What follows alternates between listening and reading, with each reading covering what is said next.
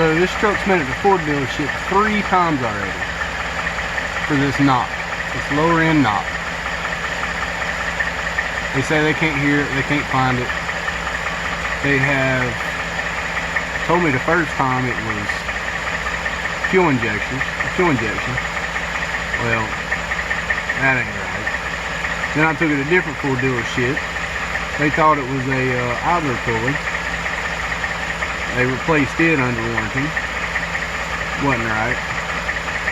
Then I took it back last time and they just said they simply couldn't hear nothing. Well,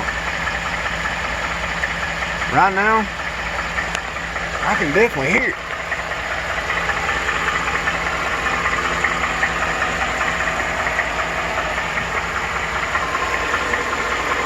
I mean, it sounds like it's right here at the bottom.